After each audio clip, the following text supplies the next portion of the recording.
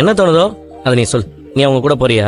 இல்ல நான் போக மாட்டேன், நான் இங்கே இருக்கேன் அங்கிள். உன்னை நாங்க நல்லா பாத்துக்குவோம்ப்பா. உனக்கு பிடிச்சதெல்லாம் நாங்க வாங்கி தருவோம். ஆமாப்பா, உனக்கு என்ன வேணுமோ நீ கேட்கலாம். எனக்கு எதுவும் வேணாம், நான் இங்கே இருக்கேன் தாத்தா. நான் இங்கே இருக்கேன் தாத்தா. டேய், அவங்கதான் உன்னை கூப்பிடுறாங்கல்ல, உனக்கு சாக்லேட் எல்லாம் வாங்கி கொடுப்பாங்க, அவங்க கூட போ. மாட்டேன், நான் போக மாட்டேன், நான் இங்கே தான் இருப்பேன். நான் டேய் போக கிறிஸ்டி, மாட்டேன், டேய். நான் போக மாட்டேன். நான் இவங்க கூட போக மாட்டேன். பாத்தீங்களா அத்தை? அவனுக்கு எதுல விருப்பம் இல்ல. டேய், அவன் சின்ன பையன்டா, அவனுக்கு என்னடா தெரியும்? அவனுக்கு ஒரு நல்ல வாழ்க்கை கிடைக்க போகுது. அவனுக்கு இதெல்லாம் புரியற வயசு இல்லடா. எதிர்காலத்துல தான் புரியும். நான் நல்லதுதான் பண்ணிருக்கேன்.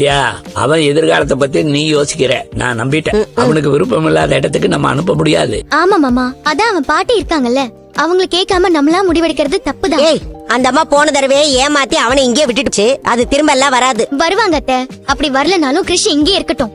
என்னடி உன் வீடு மாதிரி நீயே முடிவெடுக்கிற? அந்த பையனுக்கு ஒரு நல்ல வாழ்க்கை கிடைக்கிறது உனக்கு பிடிக்கலையா?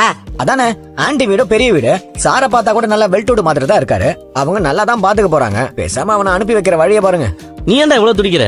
உனக்கு என்ன, அடி வாங்குறது நான் தானே. என்னது? பையன் நல்லதுக்கு சொன்னேன். அவனுக்கு என்ன நல்லதுன்னு எங்களுக்கு தெரியும், நாங்க பாத்துக்கிறோம். அவனுக்கு விருப்பம் இல்லாம நம்ம எங்கேயும் அனுப்ப முடியாது. உங்களுக்கே புரியும் நினைக்கிறேன். புரியுது முத்து. விஜயா, கேட்க சொன்ன, எங்களுக்கும் சரின்னு பட்டுச்சு, வந்து கேட்டோம். ஆனா உன்னையும் மனோஜையும் தவிர இங்க யாருக்குமே விருப்பம் இல்லையே. குறிப்பா அவனுக்கே விருப்பம் இல்லையா ஆண்டி? விருப்பம் இல்லாம அவனை அனுப்பி வச்சா அவன் சந்தோஷமா எப்படி இருப்பான்? மத்தவங்க விருப்பத்தை விட